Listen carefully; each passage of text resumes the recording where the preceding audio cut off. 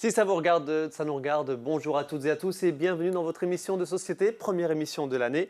17% de ventes en plus entre septembre 2020 et août 2021 et une augmentation du prix moyen d'une maison ancienne de 9%. Focus donc dans cette première émission de l'année sur le marché de l'immobilier dans notre département, un marché sur lequel les tensions demeurent, conséquence logique de la crise sanitaire et d'une certaine envie de grand air. Mais la densification urbaine reste d'actualité, notamment par souci d'éco-responsabilité. Autre actualité, les travaux de rénovation énergétique.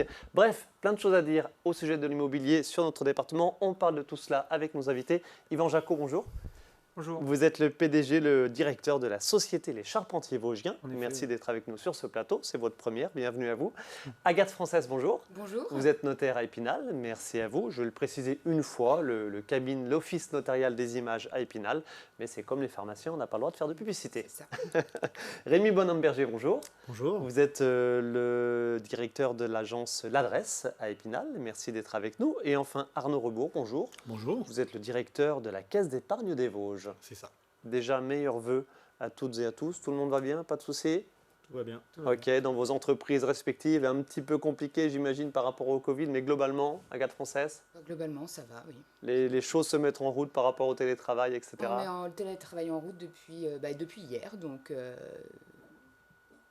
première semaine un peu de test, mais ça va bien se passer. Premier confinement, ça s'est bien passé, donc là, ça va aller. Arnaud Rebourg, pour une grosse structure comme la Caisse d'épargne des Vosges, forcément, un petit mot là-dessus, c'est compliqué, mais voilà, on s'y plie. Alors pour le moment, ça se passe bien. Les agences sont prêtes pour recevoir nos clients. Il n'y a pas de souci.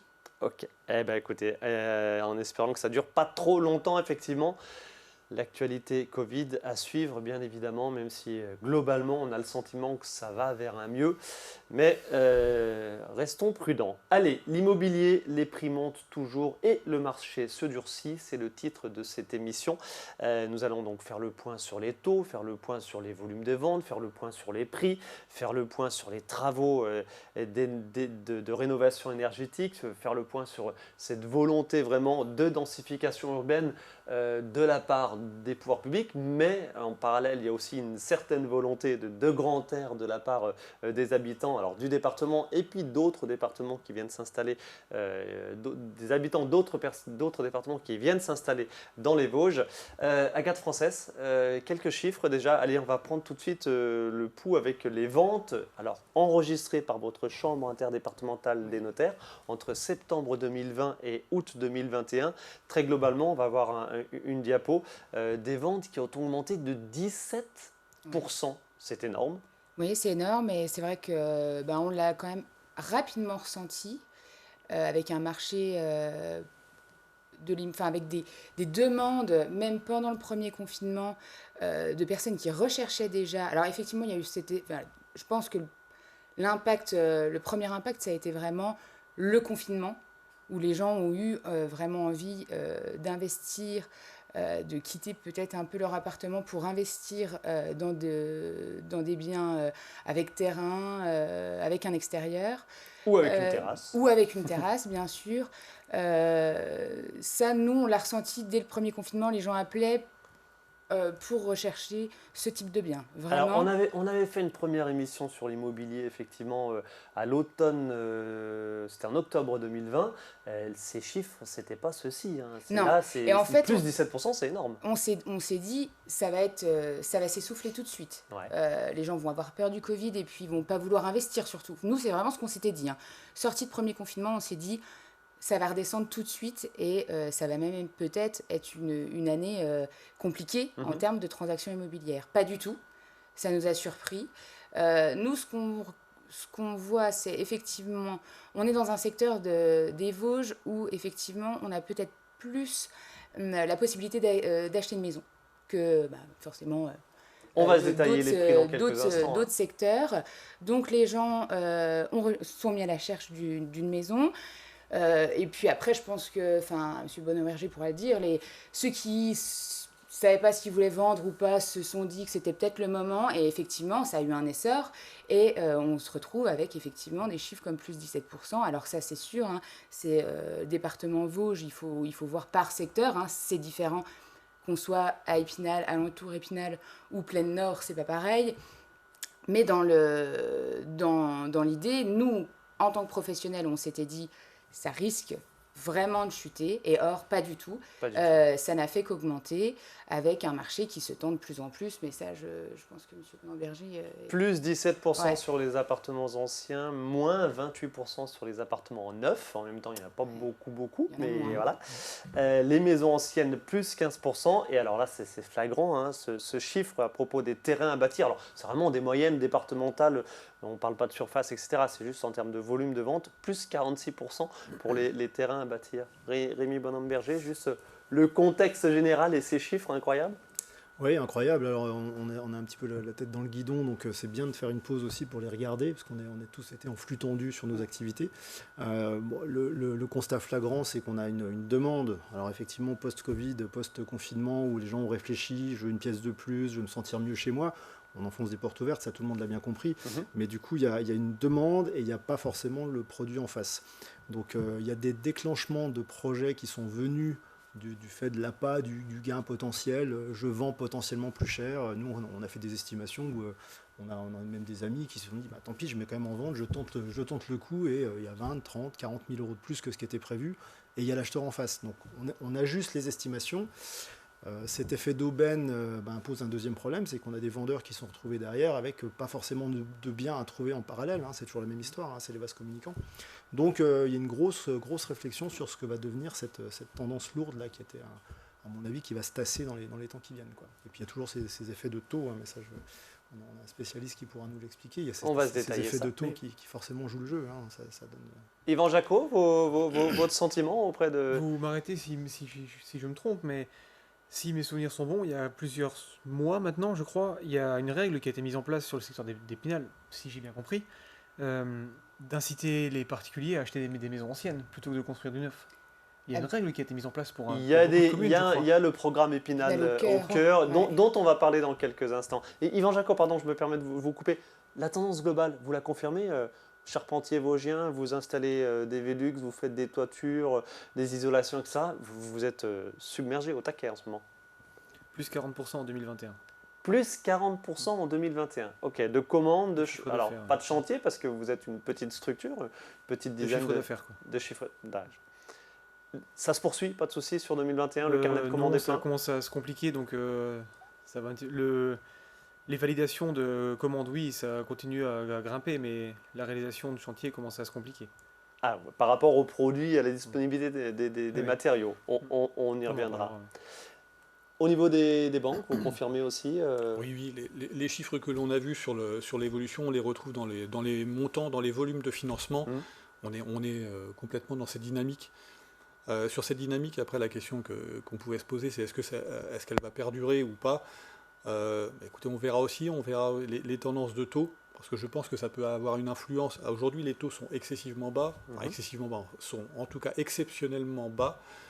Si par ailleurs demain les taux venaient à remonter, je pense que ça pourrait avoir des conséquences sur les volumes d'affaires, notablement. Puisqu'à un moment, la capacité de financement sera plus limitée pour certains acquéreurs. On va se détailler ça aussi dans quelques instants. Je voulais vous montrer une seconde diapo avant ça, l'indice des prix, justement.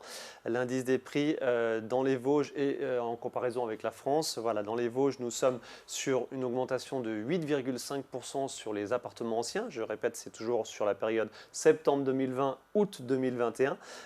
Plus 8,5% sur les appartements anciens, plus 3,7% sur les maisons anciennes en comparaison avec la France. Donc c'est plus, la moyenne vosgienne est plus qu'en France, puisque la moyenne française est de 7,6.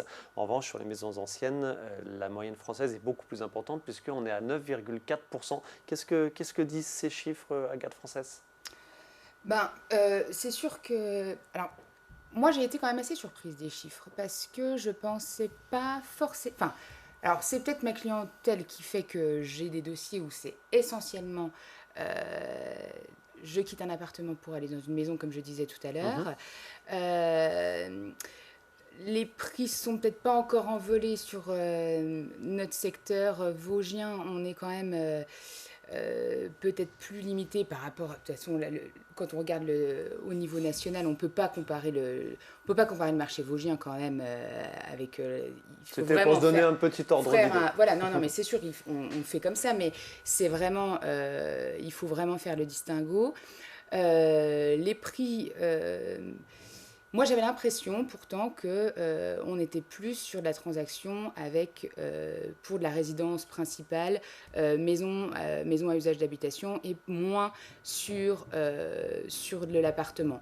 Après, je tempère quand même, c'est qu'on a eu aussi beaucoup, alors, enfin moi, en ce qui me concerne, des investisseurs, des gens qui se sont dit c'est peut-être le moment de faire du locatif. D'accord. Et donc, effectivement, ce qui pourrait expliquer les chiffres sur les appartements, à savoir, ben oui, les taux sont bas.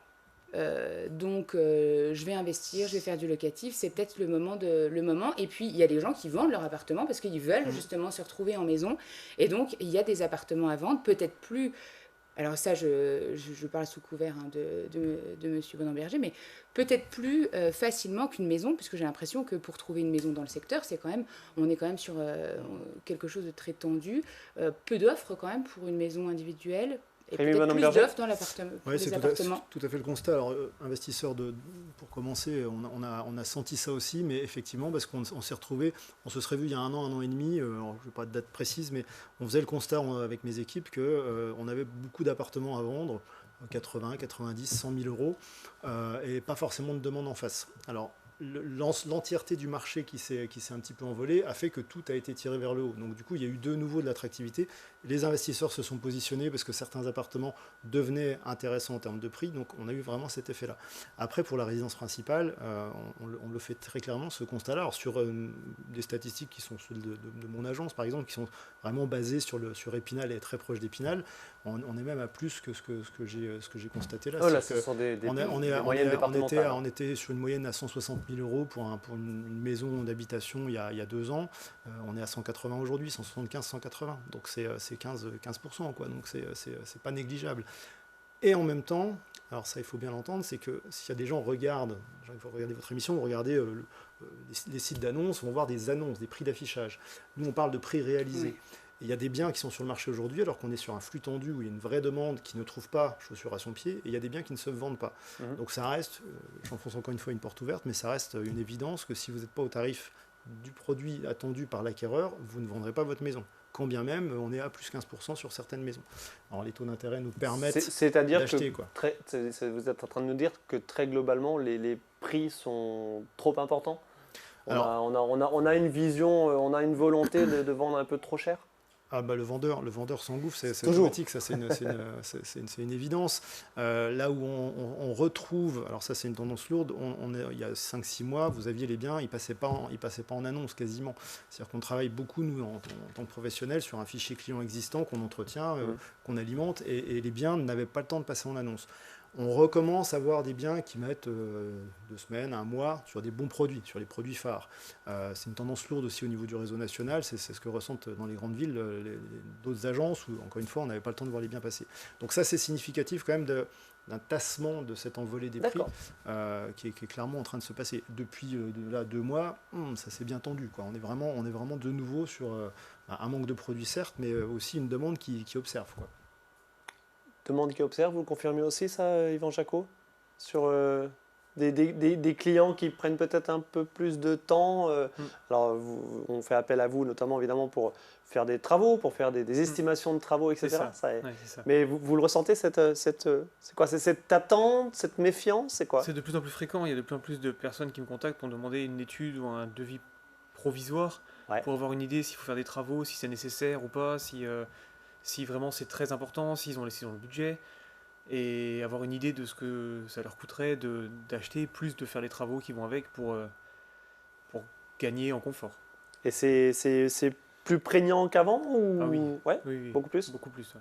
Okay. Il est même de plus en plus fréquent que des clients que certains de nos clients décident de vendre pour acheter mieux ou trouver mieux, et me contactent avant une signature pour faire un devis, pour savoir ce qu'il faut, pour savoir ce qui les attend, pour savoir ce qu'il faut refaire. D'accord, donc on est dans cette sécurisation de l'achat de plus en plus, a priori. Je pense, oui. Ok. Un petit mot, on reparlera ultérieurement de tout ce qui est travaux de rénovation énergétique, parce qu'évidemment, c'est une problématique d'importance aujourd'hui qui peut évidemment peser dans la volonté ou l'acte d'achat, bien sûr. Un petit mot sur les taux, Arnaud Rebourg. Impossible évidemment de vous demander quel est le taux moyen aujourd'hui. On ne peut pas comme ça avoir un taux moyen, mais si les profils d'acheteurs, les situations financières, les apports sont très divers, etc. Reste qu'on est toujours sur des taux historiquement bas. Oui, historiquement bas. Alors on a quand même une moyenne qui nous a été donnée qui est de 1,06. Taux d'emprunt, évidemment. Taux d'emprunt, oui. Mais 1,06, ça ne veut pas dire grand-chose. Il faut mettre en face effectivement une durée, les conditions d'apport, etc. Ouais. Mais si on veut se donner une fourchette, à peu près, on va être entre 0,80 et 1,20 aujourd'hui. Donc c'est des taux qui sont quand même exceptionnellement bas aujourd'hui et qui favorisent naturellement l'acquisition et qui a favorisé aussi la hausse des prix. On est en 2021. En 2011, on était encore à du 4%. Ah oui, 4%, c'était déjà pas grand-chose par rapport aux téléspectateurs qui nous écoutent, qui ont connu les taux dans les années 80 et 90, où on était sur du 15, 10%. Voilà, 4%, c'était déjà pas grand-chose, c'était il y a 10 ans. Aujourd'hui, on est à 1%. Comment on l'explique, ça ? Comment on l'explique ? Je pense qu'il y a tout le contexte économique qui a fait qu'à un moment, il y a une relance nécessaire par rapport à ça. Et on sait pertinemment qu'en baissant les taux, on permet tout simplement l'investissement plus facilement et on favorise l'achat. Voilà. Je pense que c'est traitement lié de toute façon au contexte économique global. Aujourd'hui, les taux, pour l'instant, il y a une volonté de maintenir les taux bas. Justement pour continuer aujourd'hui la relance économique, elle est toujours pour moi à faire perdurer. On a un contexte sanitaire qui a forcément été défavorable à certaines choses, même si pour autant quand on fait un bilan, on a plutôt l'impression qu'on s'en est plutôt mieux sorti que ce qu'on pouvait imaginer. On parle d'immobilier, l'immobilier aujourd'hui, l'année 2021 a été une année record. En termes d'immobilier, hein. Les performances, alors 2020, il y a eu le Covid, pour autant c'était déjà une année assez exceptionnelle en termes de volume. 2021 est une année encore meilleure par rapport à ça. On voit les progressions que l'on voyait sur le nombre de ventes, on le retrouve clairement. Combien de temps ça va durer, ça ? Combien de temps on va avoir des taux d'emprunt à 1% qui, grosso modo, emprunter, ça vaut plus grand-chose, quoi. Parce que même si ça a un coût, évidemment, sur 10 ou 20 ans, ça a un coût tellement négligeable par rapport à une éventuelle plus-value dans le cadre d'une revente au bout de 20 ans que ça pèse un tout petit peu, mais c'est vraiment anecdotique par rapport à du 5, à du 10%. Combien de temps ça va durer ? Alors combien de temps ça va durer ? Très sincèrement, j'en ai aucune idée. Tout ce que j'espère, c'est qu'effectivement, si hausse de taux il y a, c'est qu'elle se fasse dans le temps. Voilà, qu'elle se fasse dans le temps, de manière adaptée, pour éviter évidemment d'un seul coup un coup d'arrêt complet. C'est-à-dire que si aujourd'hui, effectivement, on revenait sur des taux historiquement hauts, comme vous le rappeliez, tout s'arrêterait. Aujourd'hui, la capacité d'investissement des clients, des acquéreurs, ne serait plus du tout la même. Si on fait une comparaison, moi vous parliez de taux, hein, je me souviens, il y a une bonne dizaine d'années, effectivement, on était même monté à plus de 5% sur les durées les plus longues. Donc là, le coût de crédit s'en trouve complètement transformé. L'échéance elle-même, forcément, il y a une différence notable, d'autant plus qu'aujourd'hui, on a des restrictions en termes de... Alors on ne parle plus de taux d'endettement, mais de taux d'effort, qui maintenant arrive sur 2022, qui était déjà en place sur 2021, mais c'était plus des préconisations. À partir de début 2022, maintenant, les banques vont devoir respecter strictement un volume plus de contrôle, plus de contraintes réglementaires à vraiment respecter ? Oui, tout à fait. Une contrôle. En fait, aujourd'hui, ce taux de 35% de taux d'effort, globalement, il faut limiter à un maximum, et les établissements bancaires sont tenus de limiter à un maximum avec un taux de flexibilité de 20%. C'est-à-dire que sur la totalité des dossiers, 20% de ces dossiers peuvent être hors norme. D'accord. Hors norme par rapport à ces 35%. On garde vous avez dit taux d'effort, on garde le terme en tête aussi, taux d'endettement. Hein, voilà. Oui, tout à fait. Taux d'endettement de 35% des revenus. Quoi. Voilà, tout à fait. Donc ça, effectivement, alors aujourd'hui, malgré tout, il faut rester mesuré par rapport à ces contraintes. Les banques respectaient globalement, bien souvent, déjà ces normes. C'était des normes de référence qui sont données. Donc aujourd'hui, ça ne va pas créer de blocage total. Mais si on y additionne effectivement une hausse de taux, forcément, à un moment, ça pourrait effectivement verrouiller un peu, à mon sens, le marché. Arnaud Rebourg, ce n'est pas le cœur de notre discussion, mais j'en profite de vous avoir en plateau pour vous poser cette question. Vous êtes banquier, vous êtes de bons gestionnaires, évidemment. Je ne me fais pas de soucis pour vous à ce sujet, mais à 1%, on se demande comment les banques, sur du très long terme, peuvent maintenir leur activité. Ou alors, est-ce qu'à 10%, c'est que c'était peut-être un petit peu trop, je veux dire, en termes de marge, etc. Voilà, 1%, même pour vous, dans votre gestion financière, pas de soucis, vous suivez ? Je vous dirais que pour nous, la règle est la même que ce que j'évoquais juste avant. Il vaut mieux éviter une hausse forte des taux. Voilà. Okay. Parce que tout simplement, aujourd'hui, effectivement, nous stockons des volumes importants, on l'a vu, des volumes importants de crédit immobilier à des taux bas. Si demain, effectivement, le coût de refinancement venait à augmenter par cette hausse de taux, ça pourrait... alors, compliqué. Les banques vivent bien, il n'y a pas de crainte à avoir sur les banques françaises. Tout est mis en place pour que tout se passe bien. Mais pour autant, en termes de coût, effectivement, ça pourrait être un coût assez sérieux, quoi. Voilà. Ok, sur du long terme. Alors, sur du long terme ou du court terme, si par ailleurs les taux venaient à remonter rapidement. Mais là, on est dans un scénario, pas catastrophe, mais un très mauvais scénario. Il n'y a pas de raison que les taux se mettent à monter trop significativement. Là, dernièrement, on a des taux directeurs qui ont progressé, qui sont assez volatiles d'ailleurs. C'est-à-dire qu'en début d'année, on était sur des taux directeurs plutôt bas, ça remonte, peut-être que dans un mois, ça va redescendre à nouveau. Ces taux de référence-là, c'est ça qui fait le coût de l'argent, qui fait le coût de l'argent. Voilà. Moi, ce que je vais vous dire ce que je souhaite, c'est effectivement qu'il y ait une hausse de taux, pourquoi pas, mais de manière assez graduelle et limitée. Voilà. Ok. Rémi Bonhomme-Berger. Allez-y, Jean-Jacques. Il y a un autre... pas problème, mais tension qui arrive chez les banques et de plus en plus.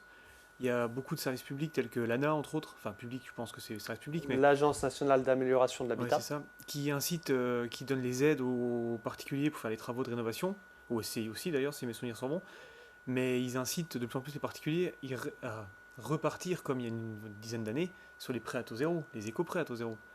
Et ça, je ne sais pas comment c'est dans votre banque à vous, mais ça, il y a beaucoup de banques pour qui c'est compliqué.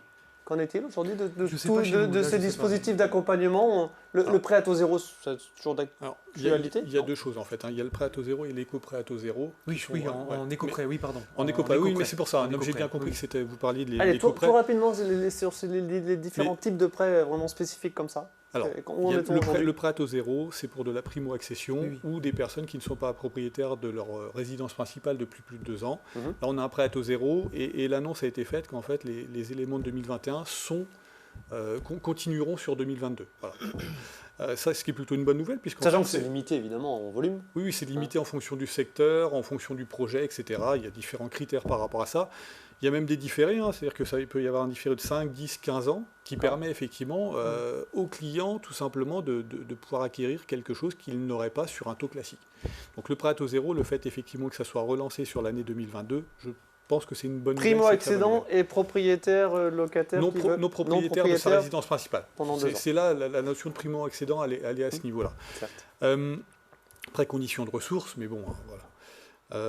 Après, il y a l'éco-prêt à taux zéro. L'éco-prêt à taux zéro, aujourd'hui, je pense que la plupart des banques ont signé la convention pour leur permettre de proposer à leurs clients l'éco-prêt à taux zéro. Le problème de l'éco-prêt à taux zéro, c'est qu'il est réglementairement très compliqué à mettre en place. En fait, le sujet, c'est pas de ne pas vouloir en mettre en place. Le verrou, il est souvent là. C'est pour des travaux de rénovation énergétique. Oui, alors, ça peut être pour différentes choses, isolation, l'assainissement. De souvenir, il y a l'assainissement aussi, pour tout ce qui est assainissement individuel pour le passer aux normes. Mais c'est vrai que les contraintes là c'est compliqué.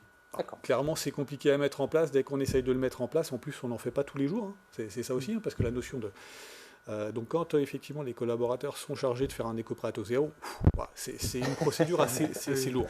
C'est assez lourd. C'est assez lourd, mais ça a le mérite d'exister de la même façon que l'ANA et les différents programmes d'aide aux travaux de rénovation énergétique qui peuvent être fastidieux, mais si on se donne la peine ou plutôt si on a le temps forcément, c'est très avantageux. Impossible de détailler tout cela, mais on en reparlera dans quelques instants.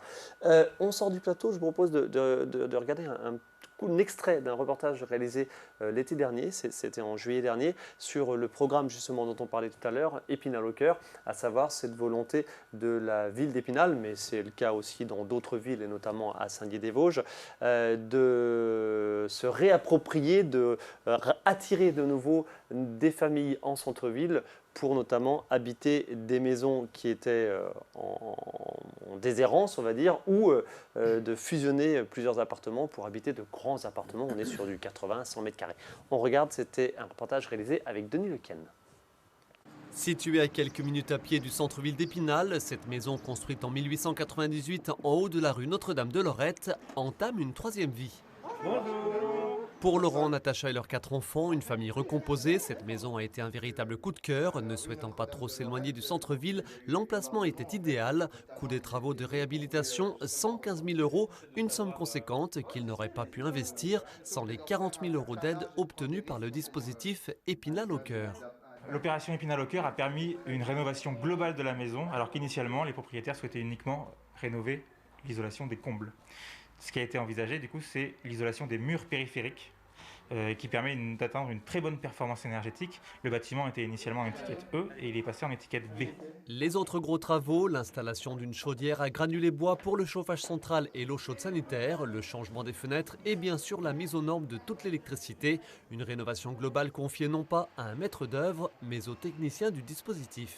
Épinal au cœur permet donc de faire d'une pierre deux coups, encourager les économies d'énergie en renforçant la performance énergétique de l'habitat et redynamiser le centre-ville. Les logements les plus attractifs sont des logements qui font à peu près entre 80 et 100 mètres carrés. Quant au budget de ce programme débuté en 2018 et qui se poursuit au moins jusqu'en 2023, il s'élève à 6 millions €. Aujourd'hui, on a à peu près 2 millions € de subventions mobilisées, donc à peu près un tiers. Donc il nous reste 2 tiers pour 2 ans et demi de programme à terminer.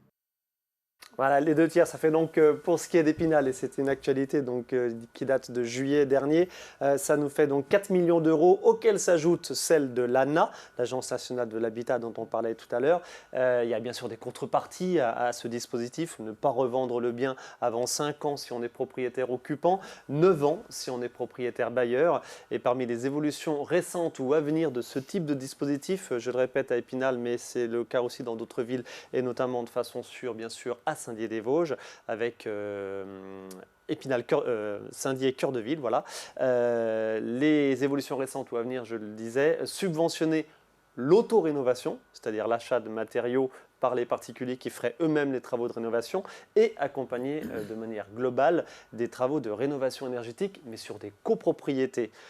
À Garde Française, je veux dire, il y a tout pour faire aujourd'hui en termes d'immobilier. Ouais. Les accompagnements nationaux, les accompagnements des collectivités locales, que ce soit de l'agglo, de la communauté de communes, de la ville.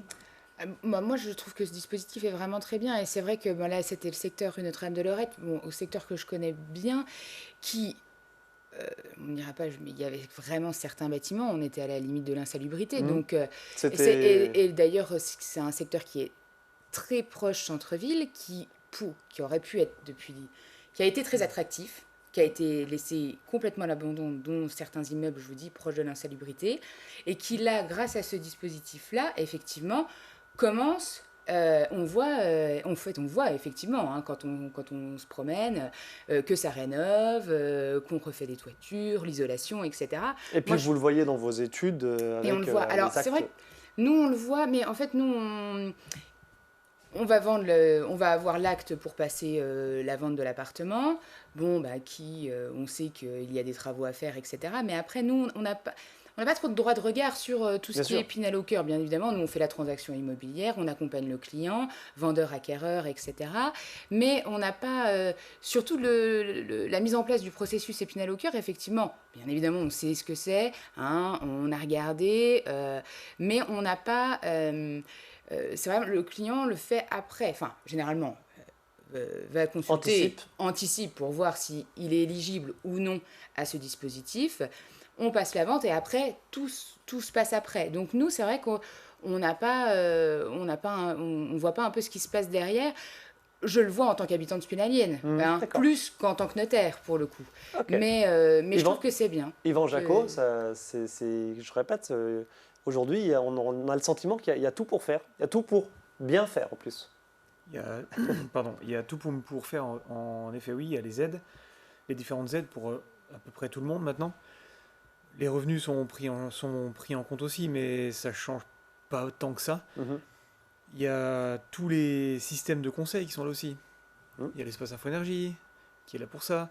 L'ALEC, aujourd'hui, si je peux me permettre. Oui, pardon. L'Agence locale de l'énergie et du climat. En effet. Il y en a sur l'ensemble du département. Ils ont de très très bons conseils. Avec des QG à Épinal et à Saint-Dié-des-Vosges. Voilà. Et il y a beaucoup de maîtres d'œuvre qui donnent des conseils aussi, me semble-t-il. Ou architectes d'ailleurs aussi. Vous êtes mis à contribution, voilà, comme vous dites, dans cette démarche de conseil. On a parlé d'achat, de revente, etc. Est-ce que vous sauriez nous dire, allez, en 2-3 mots, peut-être, quand on visite un bien, vous, en tant que professionnel des travaux du bâtiment, quels sont les points de vigilance à avoir aujourd'hui ? Je pense que le premier, ça reste mon opinion, mais il me semble qu'un des premiers à voir, c'est qu'en est-il en termes de système de chauffage. Qui est le gros poste de dépense, évidemment. C'est quand même le gros poste. À savoir le mode de chauffage, son efficience, l'évolution des prix imaginés pour les années à venir. L'électrique, il y a quelques années, on disait que l'électrique, ça ne coûte pas grand-chose. Aujourd'hui, on se pose des questions, quoi. Et après, il reste encore, il y a beaucoup de points du bâtiment lui-même. Est-ce que les fenêtres sont assez isolées? Est-ce que les toitures sont assez isolées? Est-ce que les murs sont assez isolés? On est venu il y a 2 ans, je crois, avec l'isolation à 1 €. On est venu à inciter les particuliers à isoler les plafonds de cave, ce qui était en soi une bonne chose. Attention, malgré tout. L'idée était c'était une bonne idée. Ah, c'était. Pourquoi c'était? La façon de la faire était peut-être pas la meilleure idée, mais... Oui, avec beaucoup d'abus, ce sujet de la part d'entreprises qui n'en étaient pas, grosso modo. Oui, qui viennent de pays étrangers. Notamment. Quand on arrive à les comprendre. Mais en soi, on a aujourd'hui beaucoup de biens immobiliers qui ont besoin d'être améliorés, autant en termes de confort qu'en termes de coût de chauffage, mais il y a beaucoup de points à prendre en compte. Rémi Bonhomme-Berger?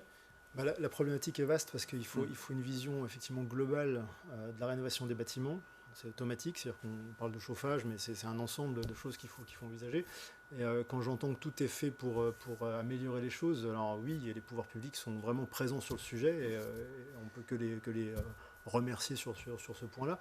Maintenant, le concret du marché, on l'a dit tout à l'heure, quand en 3 mois, tout s'emballe et qu'il faut décider en une demi-heure pour acheter une maison, quid de ce temps nécessaire à la réflexion de comment on doit la rénover, cette maison, comment on doit améliorer les choses, quid de 1 €, ça ne veut rien dire 1 € aujourd'hui. Tant qu'on restera dans une problématique prix versus coût, ça ne fonctionnera pas. C'est-à-dire qu'il faut installer les gens, il y a un gros travail de pédagogie, alors les pouvoirs publics le font, à nous professionnels de le faire aussi et de se former pour le faire, parce que moi, je suis dans le commerce à la base. Là, on est dans le droit. On est là. Donc, c'est cette coopération professionnelle qui, normalement, devrait amener les particuliers petit à petit à réfléchir autrement. Est-ce à dire que c'est là où peut-être le bas blesse entre la collaboration entre ces différents métiers? C'est clairement là où ça pose problème. C'est-à-dire que chacun fonctionne en silo avec ses problématiques propres. Je vais voir un charpentier, il va me parler de la toiture. Là, on a quelqu'un qui déjà a un raisonnement plus global, chauffage, ainsi de suite. Donc, mais ça prend du temps. On jette la pierre à personne. Nous, les premiers, on est là pour... J'entends, on a un acte, c'est vrai, on est formaté, nous, pour arriver jusqu'à un acte, on a une remise de clé. Aujourd'hui, on doit aller bien plus loin que ça. Mais comment? Et ça doit s'installer dans le temps, ça. Allez-y. C'était juste effectivement cette pédagogie, pour moi, elle est nécessaire et rassurante pour un banquier.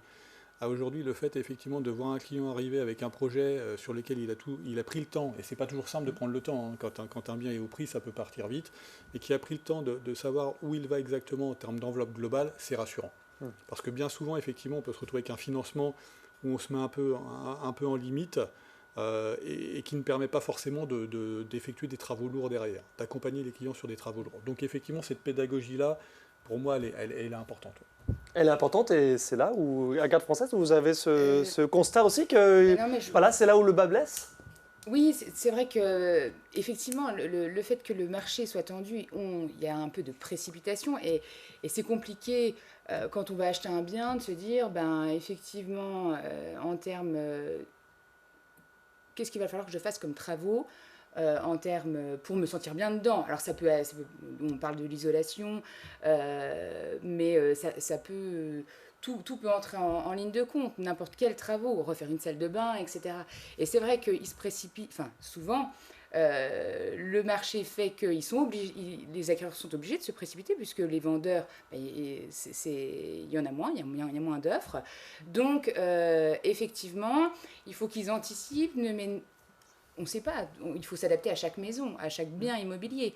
On ne peut pas anticiper tant qu'on n'a pas trouvé vraiment le bien qu'on recherchait. C'est pour ça, je pense, que les pouvoirs publics ont mis en place la réforme sur le DPE, le diagnostic de performance énergétique, qui essaye... Alors, je pense qu'il y a encore beaucoup à faire. La loi a été suspendue, enfin la réforme a été suspendue. On tâtonne encore un petit peu. Alors pardon, je me permets de préciser pour nos téléspectateurs, cette réforme sur le DPE, donc le diagnostic de performance énergétique, l'idée c'est de contraindre beaucoup plus aujourd'hui, notamment les propriétaires bailleurs, d'engager des travaux de rénovation énergétique pour éviter les passoires énergétiques. C'est ça, c'est clairement éviter les passoires énergétiques. À partir du moment où notre bien va être situé en F ou en G, on n'aura pas le droit de louer. C'est ça la loi, on n'aura pas le droit de louer. Alors, donc, on aura ou on aurait? Est-ce que c'est fait ou est-ce que c'est pas fait? Alors là, pour l'instant, on a le droit de reprendre. Ça, c'est le problème, c'est qu'on a suspendu. On a le droit de prendre les DPE, pour nous, passer des ventes, puisqu'il devient non pas informatif comme il l'était depuis... mais contractuel, donc ça engage quand même le vendeur. Ce qui peut quand même être... c'est-à-dire qu'on peut se retourner parce que le DPE n'est pas bon. Si jamais le bien se retrouve en F ou en G, bon, bah, de toute façon, il faut le refaire, il faut refaire le DPE. Alors, il faut refaire... Par le diagnostiqueur. Oui, mais il puisse... Alors, il faut, il faut refaire le DPE, évidemment, le réactualiser, puis il faut faire les travaux. Si on peut, si le propriétaire peut. Et c'est une problématique a priori, Rémy Bernard-Berger, c'est une problématique ou pas sur notre département, ou peut-être plus précisément sur Épinal, cette possibilité de faire des travaux qui seraient obligatoires, alors si ce n'est pas demain, après-demain? Alors c'est toujours compliqué de faire intervenir le vendeur déjà sur la remise en état de son bien avant de le vendre. Il y a une période où il y a du homestaging qui passait un peu partout à la télé dans les Vosges. Oh, c'est toujours un petit peu le cas. Ouais, mais dans les Vosges, voilà, mettre 1000 ou 2000 euros pour dire je vais mieux vendre mon bien. Alors les prix ont monté très bien, mais voilà, on n'en est pas trop là. Okay. Donc, pour moi, il y a plutôt une responsabilité de l'acquéreur qui va transformer le bien qu'il achète. Après, il y a une vraie problématique aussi au niveau des artisans, au niveau de la réalité du terrain. C'est-à-dire qu'aujourd'hui, de la même façon que tout à l'heure sur les subventions, c'est très bien, mais qui va faire les travaux quoi, et sous quel délai? C'est très compliqué aujourd'hui pour les artisans de trouver du monde pour bosser. C'est une problématique un peu chez tout le monde. Mais alors c'est une problématique récente et qui prend de l'ampleur. Vous allez nous faire venir des gens pour travailler dans les Vosges, c'est un beau pays, les Vosges, on y est très bien. La qualité de vie fait que les gens viennent acheter des maisons, c'est très bien, mais on est encore un petit peu en flux tendu là-dessus. Donc on peut développer tous les dispositifs qu'on veut. Là, il y a des gros effets d'annonce, c'est très bien, mais je pense, au même titre que les taux d'intérêt, il faut que ça aille dans la douceur, quoi. Et c'est pas en faisant des pics comme ça, on l'a vu, là, il y a eu de la marche arrière, il y a eu 5 typologies de DPE en 5-6 mois. Là. Enfin, oui, là, on s'y perd complètement. Et nous, on avait concrètement des appartements typiques, très sympas, mignons, anciens, qui d'un coup, les acheteurs venaient et à la lecture du DPE, 14 pages aujourd'hui un DPE, s'arrêtait en cours de route, quoi. Donc n'achetez pas le bien. Donc c'est compliqué, quoi. Et donc faire intervenir le vendeur, il y a très peu de vendeurs qui sont en mesure de le faire, quoi. C'est pas, on ne réinjecte pas de l'argent au moment de vendre, quoi. En plus, à ce sujet-là, il y a autre chose qui va arriver, c'est que si je ne me trompe pas, c'est la RT 2020, je crois, qui va être mise en application depuis le 1er janvier pour le 9, me semble-t-il. Et pour la rénovation, c'est normalement 1er janvier 2023, je crois. Ouais. Mais qui, en tant que particulier, pourra se permettre de mettre ce type de montant pour monter à des coefficients thermiques aussi élevés? Ça va être très très compliqué. autant pour le particulier que pour vous qui suivez les ventes, que pour nous qui travaillons derrière. Ça va être très très compliqué. Donc on comprend bien qu'il y a des ambitions affichées clairement de la part des pouvoirs publics, etc., mais que concrètement, c'est un petit peu Ça va plus être compliqué. compliqué, C'est plus long, ça sera plus long. Elles sont légitimes, il n'y a aucun problème là-dessus. Oui, Après, bien c'est sûr. comment c'est la mise en œuvre. On parlait des terrains tout à l'heure. Je pense que enfin, voilà, j'en fais pas beaucoup du terrain, mais je me dis que vu les problématiques à partir de 2021 d'obtention de permis de construire, je pense que nombreuses sont décidées avant pour éviter de rentrer dans ces problématiques-là. D'accord. Donc d'un coup, il y a vente. plein de terrains qui se vendent, et puis après, il n'y en a plus. Donc c'est tous ces soubresauts qu'il faut éviter. On sur a un vu marché. tout à l'heure des images, c'était du côté de Raon-l'Étape, c'était un reportage qu'on avait réalisé à la fin du printemps dernier. Voilà, on revoit ces quelques images où la demande de terrain sur cet axe entre Nancy et Saint-Dié-des-Vosges est très très importante, et avec donc la commune la municipalité de Raon-l'Étape qui accompagne effectivement les propriétaires dans leur démarche d'achat pour trouver du terrain et pour construire, donc pour s'installer, pour redynamiser évidemment la population de ce secteur de notre département qui souffre en termes d'emploi. Donc c'est plutôt bienvenu ce genre de démarche, évidemment. On va se remettre quelques slides, si vous voulez bien, à la place d'Imas, parce qu'on n'a pas parlé du prix au mètre carré. Je voulais quand même vous indiquer que le prix médian sur notre département au niveau du mètre carré, on va voir le prix du mètre carré dans les appartements anciens, il est de 1050 € contre un prix médian national de 2610 €, soit une augmentation, je le répète, de septembre 2020 à août 2021 de plus 2,2%. Mais ceci dit, ça ne veut pas dire grand-chose, parce que forcément, entre Darney et Gérardmer, le delta est très important. Alors, on va se regarder ces différences par secteur, si vous voulez bien. Dans les appartements anciens, là, on est toujours là-dessus. Par secteur, on est à 2090 € du côté de Gérardmer-la-Bresse. On est à 1130 € le mètre carré sur Épinal et les proches alentours. On est à 930 € sur le pays de Remiremont et à 840 € sur le pays de Saint-Dié. On voit les hausses les plus importantes. Elles sont dans les agglomérations de Saint-Dié et les agglomérations d'Épinal. Plus 12% du côté d'Épinal et plus 7,6% à Saint-Dié. Deux autres chiffres que je voulais vous indiquer, les moyennes départementales toujours, les maisons anciennes. On va voir le slide avec les maisons anciennes, on est à 122 000 € pour une maison ancienne. Alors on imagine, voilà, 3-4 chambres avec c'est vraiment une moyenne départementale. 122 000 € contre 180 000 €. On va voir le slide ou pas? Non, on ne peut pas le voir. Si, peut-être. Allez, on va... Voilà, les maisons anciennes. Alors ça, c'est 122 000. Voilà, on a la moyenne départementale. Et on va revenir sur les secteurs. Les maisons anciennes, on est à 130 200 € du côté du pays de Remiremont, avec une augmentation de 12%. Vallée de la Moselle, donc grosso modo Charmes-Remiremont, on est à 122 500 €. Plus 2,1%. En Déodacie, autour de Saint-Dié, 120 000 €, plus 9%.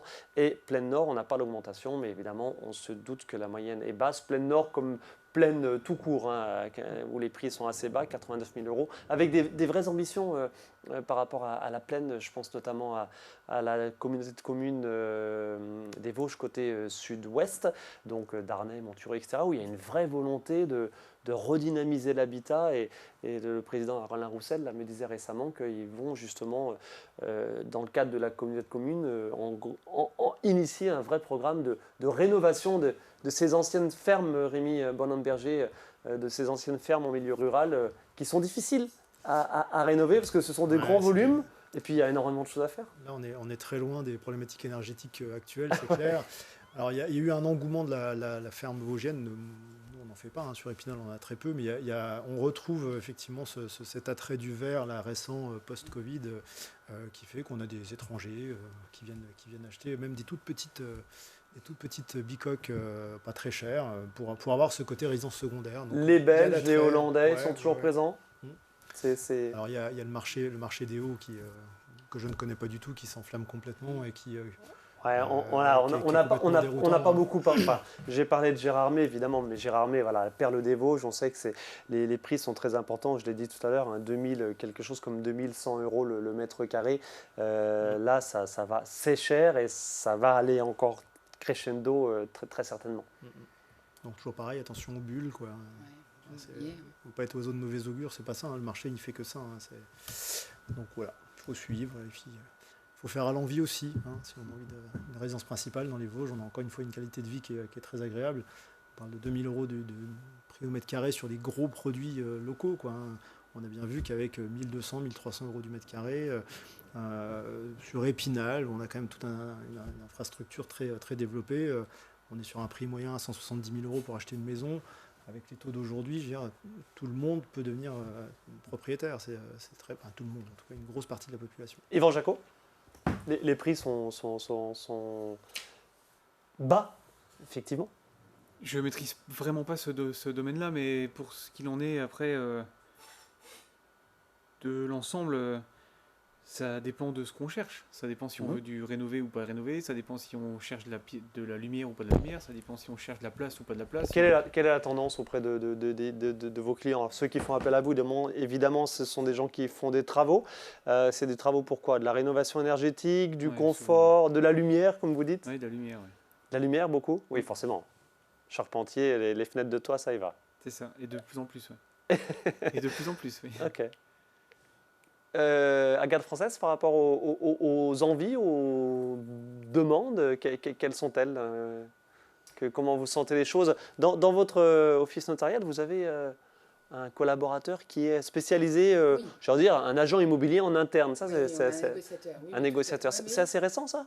Non, Non non, il est là depuis, je vais dire une bêtise, 25 ans. Ah d'accord, oui, autant pour moi. J'avoue, je l'ai découvert il n'y a pas très longtemps, mais, Oui. mais tous les offices notariales, tous les Tout le monde notaires... n'en a pas, n'en a mais pas. la majorité quand même ont un service négo, c'est sûr. Ok. Alors nous, c'est un peu... Enfin, si la recherche, ça c'est clairement pas mon domaine non plus, parce que c'est vraiment le secteur particulier. Et puis, moi j'interviens à partir du moment où les gens ont trouvé le bien qu'ils cherchaient.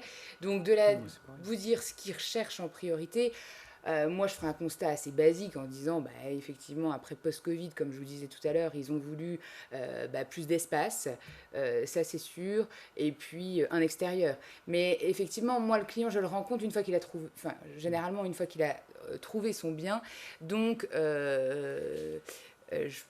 je serais moins à même de dire ce que vraiment les gens recherchent. Rémi Bonhomme-Berger, plus d'espace, mais pas trop loin du centre-ville non Oui, plus. je pense Ah oui, connecté alors quand même. ça c'est un vrai retour, on le sent, mais ça c'est pas que depuis le Covid, ça fait quand même quelques temps que c'est en phase.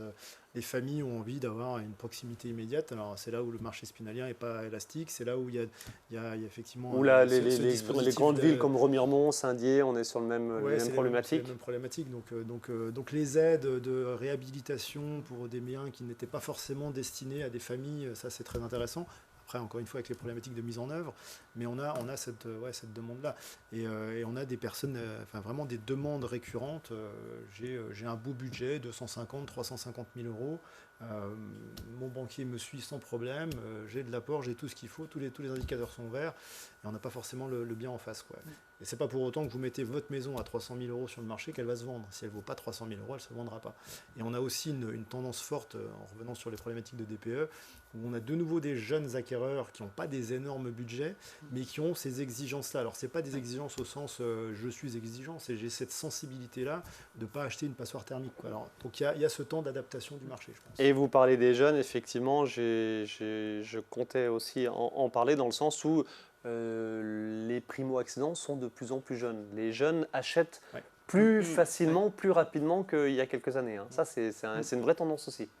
Oui, on a de nouveau, on voit des...